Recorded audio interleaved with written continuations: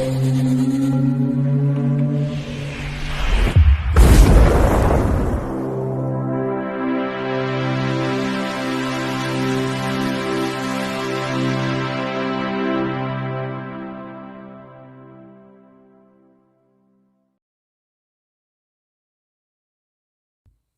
Bayek, it's me Ian. In today's video, I'm looking at this.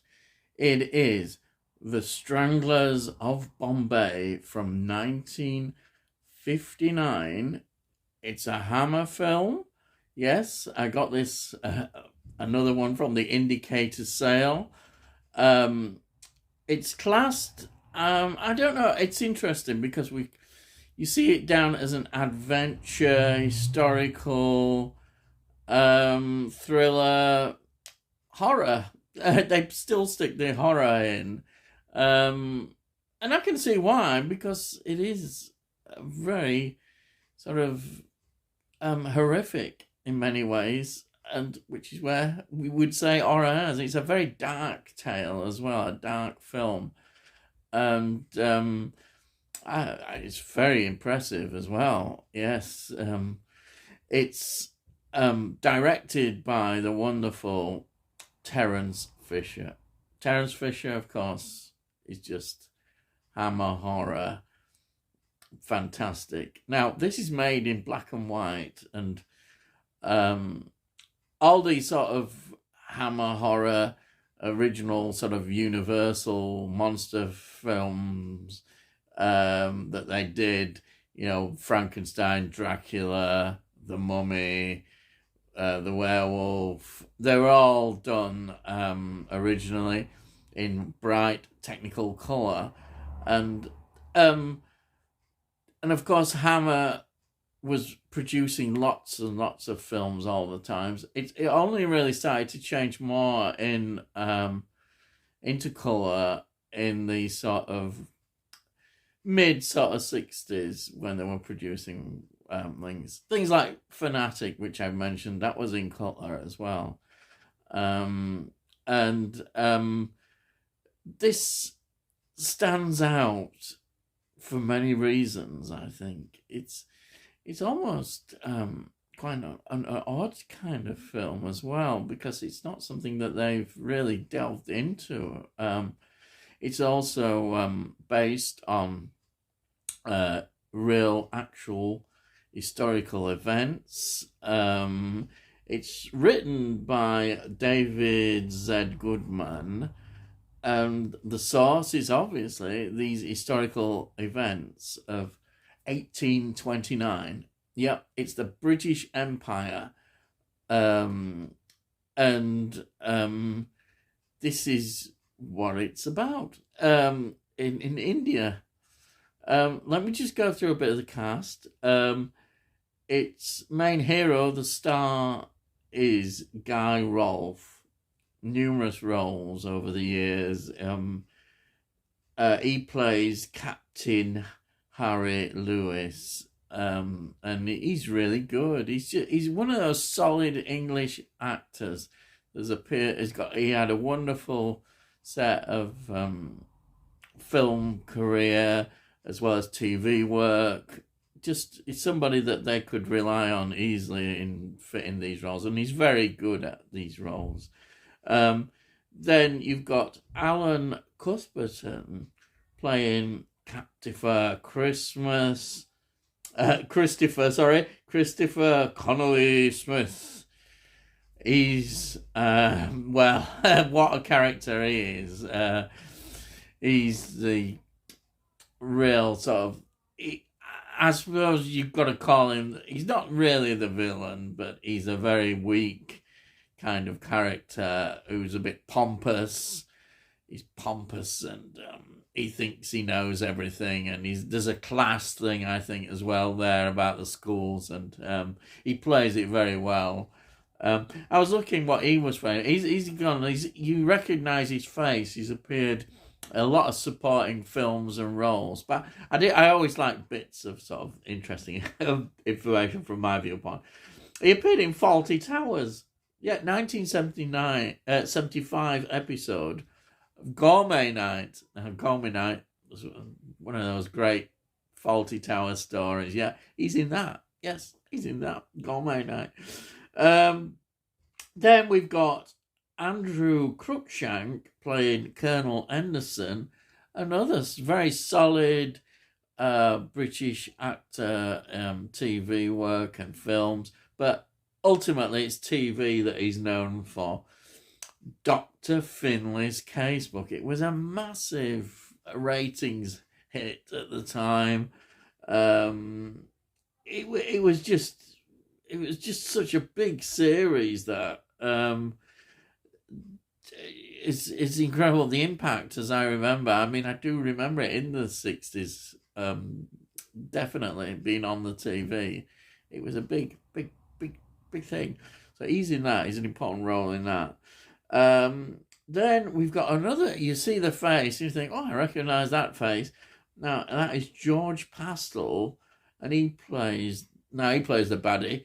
You can say the villain, the High Priest Callie. Now, what his face is recognisable straight away. He was in The Mummy, the 1959 Mummy, and he was also in The Curse of the Mummies too, 1964. He's just such a recognisable face. You see him, oh yeah, that's him. He's very good in this as well. Adds that evil villain side, but it's done in a very straight way, and you really do feel this evil way. There's no way it's a caricature or anything like that. It's straight down the line. This is what makes this film actually so powerful, the sincerity of it. It's not messing about. I suspect some would say, it's a bit boring. No, it's not boring. It gets into it, really does. And now something else that I really appreciate seeing is Roger Delgado. He always is, as a Doctor Who fan, the proper master, the one. And he's there. You saw him straight away. There he is, Roger Delgado. He always has that wonderful evil look about him, and that's why he was so good as playing the master. Tragically, he died far too suddenly and young. 1971 to 1973, he was in Doctor Who, and sadly died in 1973 in a car crash. Always a big loss. So that's some of the major cast in this. I think the basic premise of the story, set 1829, is that Captain Harry Lewis of the British India Company, and that's quite important because the British India Company was such a big influence in controlling, making profits in India. It's part of the old colonial experience in terms of making money. And this was at this particular time in the British Empire at its height, it's still progressing all through that era. The British Empire is expanding, and of course in India was for them a massive area where they could really create lots of money, but also in terms of the culture of Britain. Queen Victoria was seen as the Empress of India, and that influence in India is still there today in terms of culture, and this was all in this period. But what he is investigating, which he does kind of unofficially on his own back, is that there's over 2,000 natives. They're missing. They're simply missing. And why is that? And then the British East India Company are very concerned about their profits because there's been attacks on these caravan things, carrying all various things that they need for trading and what have you, and the threats. And they've been attacked. And it all leads to what is seen as a cult of criminals who worship this god, destruction, Kali. Yes. And these gangs, it's interesting because I didn't know that. The origin of the word thugs is a Hindu word. It comes from this thugi. And they were these gangs, these criminal gangs.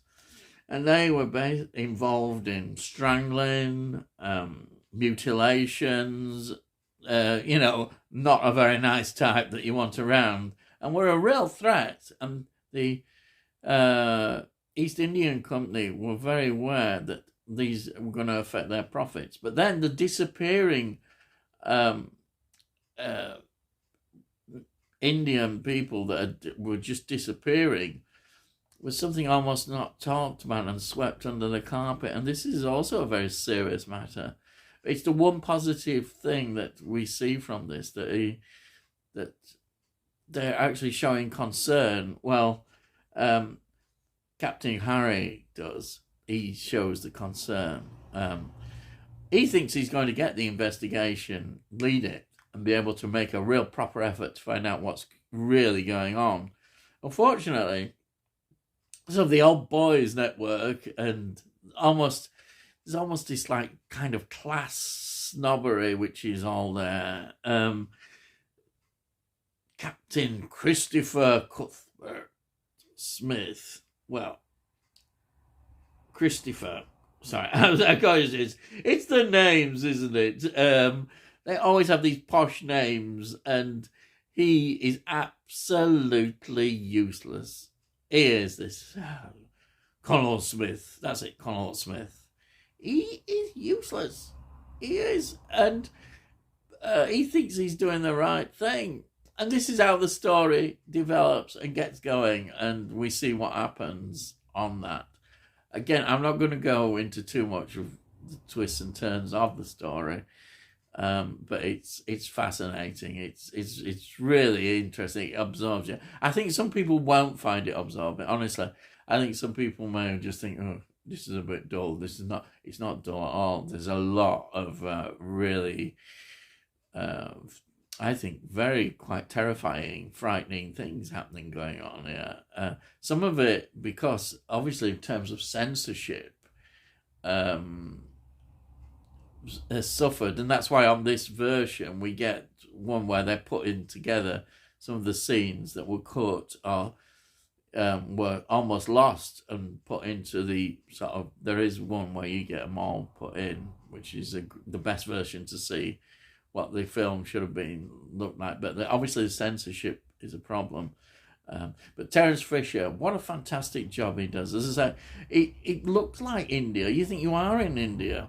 This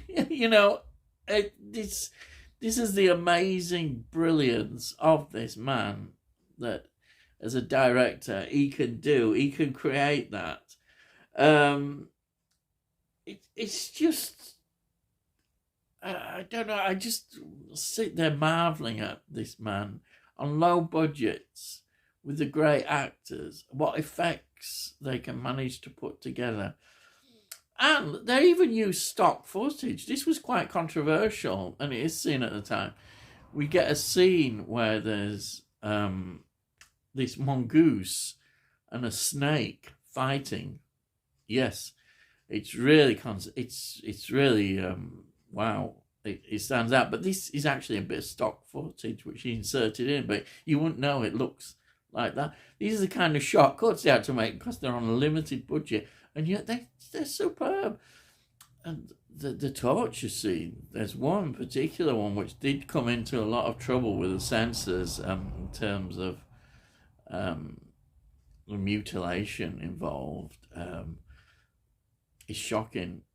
It's absolutely shocking. And when you realise that a lot of this is based on what was really going on, you can understand that word thugs now. The thugs, it really does mean something a bit more than that in our language now, as we see nowadays. These are criminals who are bound by their sort of code and to this worshipping of this goddess who is like destruction. That's it. It's all amazing the way it's put together. And I can see now why this film is being assessed as very extraordinary, and why it's got this indicator release. It's an important picture in Hammer's history again. It's slightly different. We don't see it as the typical Hammer horror, because it's not in that sense.